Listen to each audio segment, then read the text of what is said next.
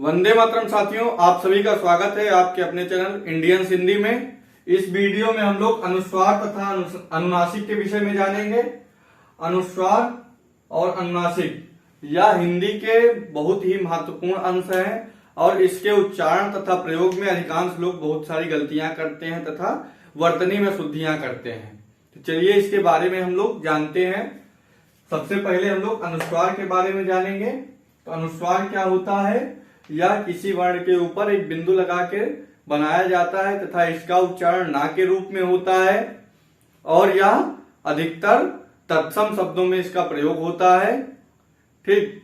और अनुनासिक के बारे में आप जानते हैं। अनुनासिक क्या होता है? यह आधे चांद के आकार की आकृति होती है। इसे भी वर्ण के ऊपर लगाया जाता है तथा इसे चंद्र बिंदु भी कहते हैं और इसका प्रयोग अधिकतर तद्भव शब्दों में किया जाता है और यह दोनों अलग अलग हैं और इनका दोनों को प्रयोग के या इनके दोनों के प्रयोग में हमको सावधानियां रखनी चाहिए। तो चलिए दोनों के विषय में जानते हैं। सबसे पहले अनुस्वार। अनुस्वार यह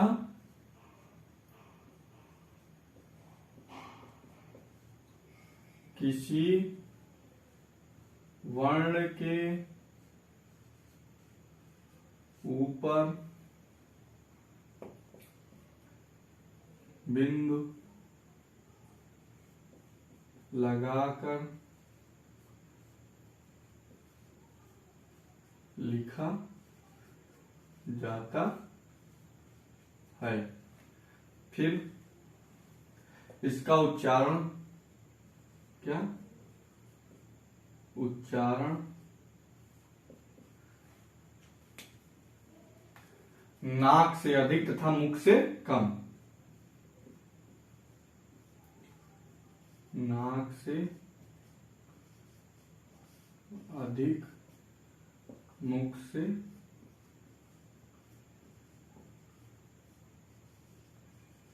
कम। इसका प्रयोग अधिकतर तत्सम शब्दों में होता है।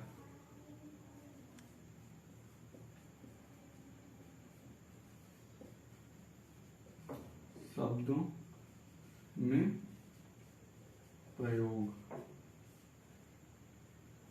ठीक। अब अनुनासिक के बारे में जानते हैं।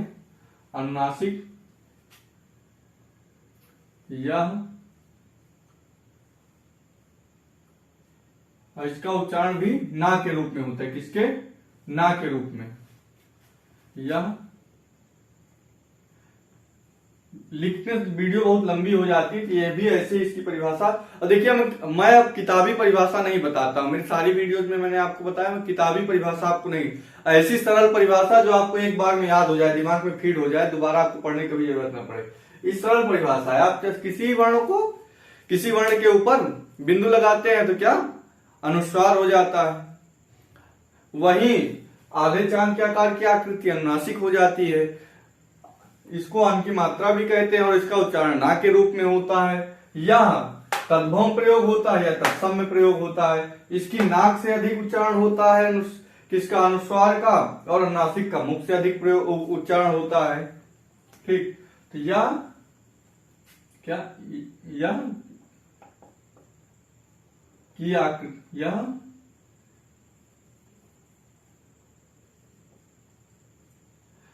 की आकृति से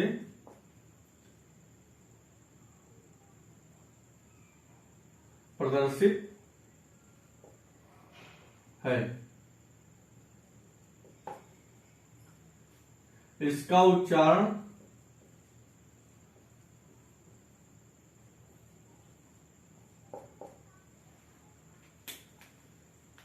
मुख से अधिक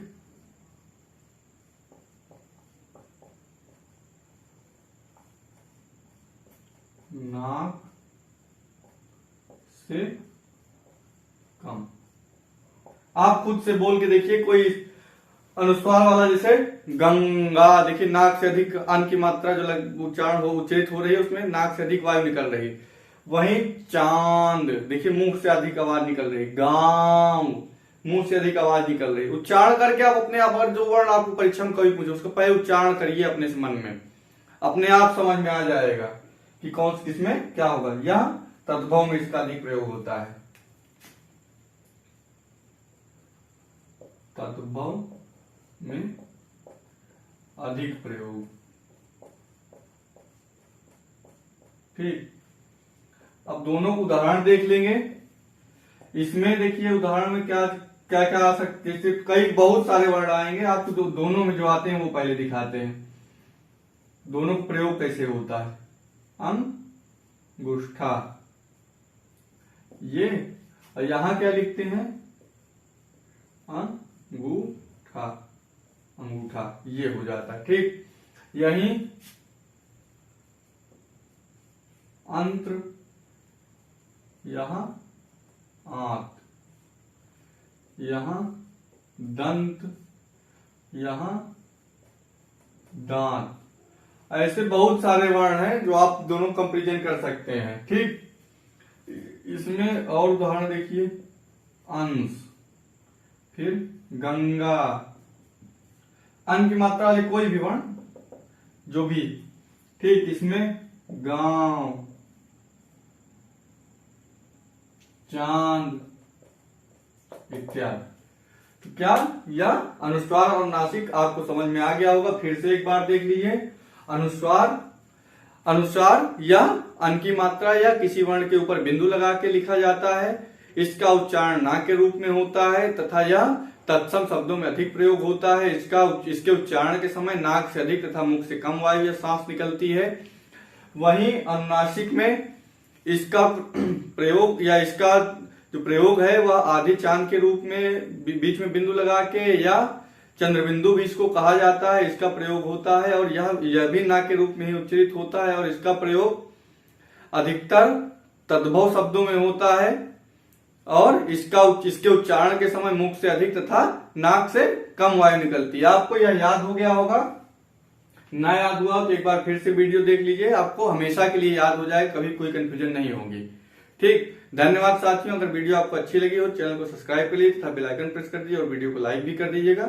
जय हिंद, वंदे मातरम।